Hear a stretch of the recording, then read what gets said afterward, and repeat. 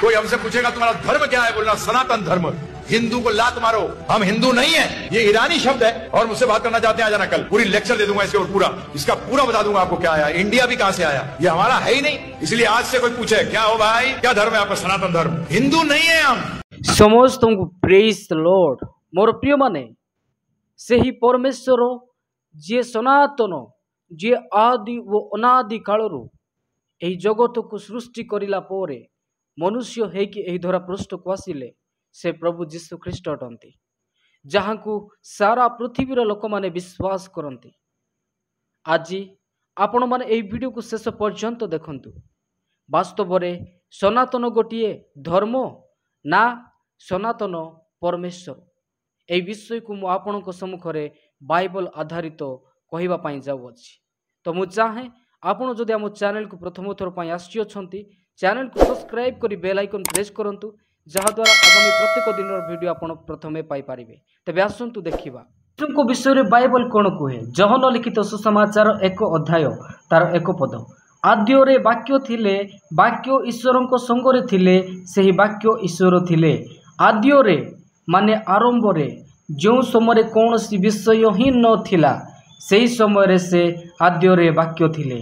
किए वाक्य थिले? सी जीशु ख्रीष्ट वाक्य थिले। तार 14 लिखा जाए सही वाक्य, क्यों वाक्य? जो वाक्य आद्यरे थिले, आद्यरे वाक्य थिले। आउ सही वाक्य कौन हेले? आउ सही वाक्य देहबंत हेले। जीशु ख्रीष्ट देहबंत हेकि एही धरा पृष्ठ को आसिकी 2025 वर्ष हेई अछंती, किंतु ताहा पूर्वे से आद्यरे थिले। आउ सही आद्यरे अनादि सनातन परमेश्वर जे प्रभु जीशु ख्रीष्ट जे 2025 वर्ष पूर्वे मो पाई एवं आपण को पाई आसिले।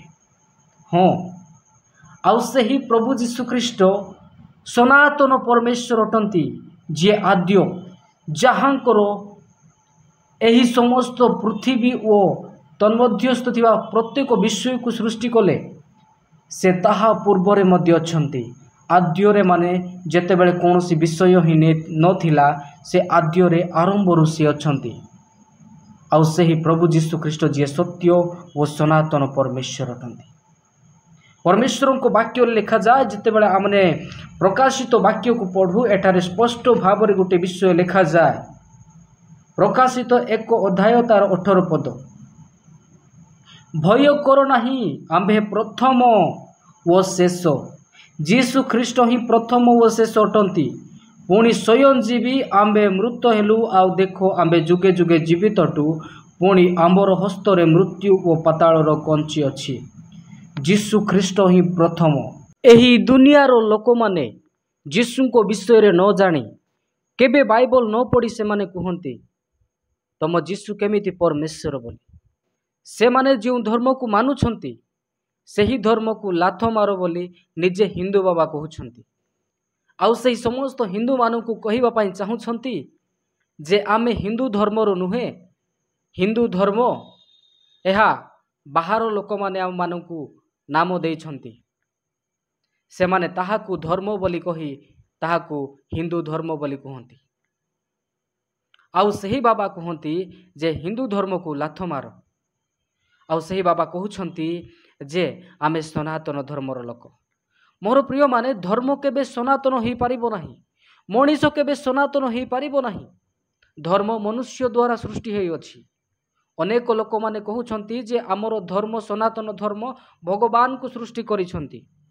मु आपन को कहया पाई चाहे, भगवान कौनसी धर्म को सृष्टि करि नाहंती, से मनीष को एही समस्त पृथ्वी को सृष्टि करिछंती। से सत्य व जीवंत परमेश्वर जे आद्यरे थिले, सेही प्रभु जीशु ख्रीष्ट 2025 वर्ष पूर्वे आम समस्त को पापरु मुक्ति देवा पाई स्वयं निजे एही धरा पृष्ठ को मनुष्य होइकि आसिले एवं आम पाई बळी हेले।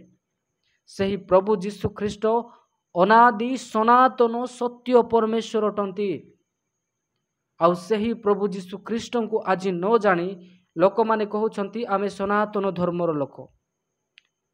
जो माने जानी नाहांती आउ निजको कहउछंती हिंदू धर्म ही सत्य। धीरे धीरे समस्त विषय लोक मानक सामने सत्य प्रकाशित होउछि। आउ एठारे एही बाबा जनक आज आम भारत देश को अनेक लोक माने हिंदू राष्ट्र घोषणा करियार कथा कहउछंती। अनेक लोक माने एई प्रकार कहउछंती हिंदू धर्म ही सत्य बोली, किंतु एठारे हिंदू बाबा निजे से मानकु कहिदेले हिंदू कौनसी धर्म नुहे बोली। मोर प्रिय प्रभुंकर लोक माने आपण से सत्य व जीवंत परमेश्वर को जानतु। आज अनेक लोक माने न जानी भ्रष्ट होउछंती, विनाश होउछंती, किंतु आज जगह जगह लोक माने बाइबल पढ़िला पर जानी पारुछंती जे सत्य व जीवंत परमेश्वर प्रभु जीशु ख्रीष्ट जी सनातन परमेश्वर हंती। आ बाइबल रो वाक्य कहे से अनादिकालीन परमेश्वर व शांतिर राजकुमार अटंती। आज से सनातन प्रभु जीशु ख्रीष्ट को न जानी लोक माने निजको सनातन धर्म बोली कहती। मु आपण समस्त को कहवाई चाहे पृथ्वी रे समस्त धर्म लोप हो जीव, समस्त मनुष्य लोप हेबे, किंतु से सनातन परमेश्वर चिरंतन वो से ही आद्य अटंती, और सी ही आरंभ व सी ही शेष अटंती।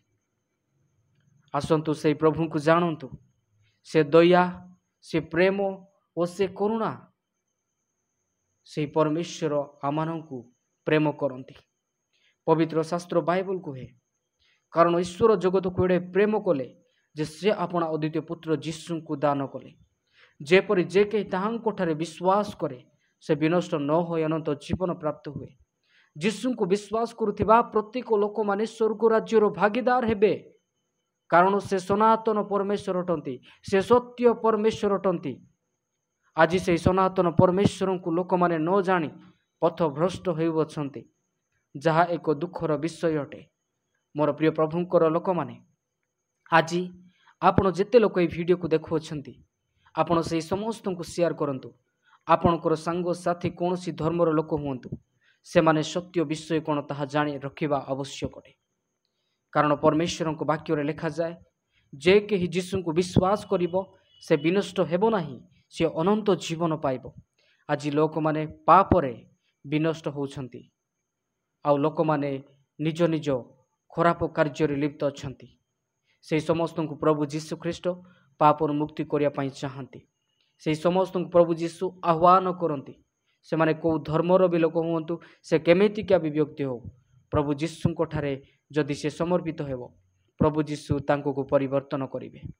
मोर प्रिय प्रभुंकर लोक माने आसंतु आमे मध्य प्रभुंको पई समर्पित हेबा, कारण परमेश्वर तांकरी महिमा करबा निमंते आमानकु सृष्टि कले। तबे आज वीडियो को एतिकरे समाप्त करे, पुणी देखाइबा आगामी वीडियो रे। आपण समस्त को praise the Lord, God bless you.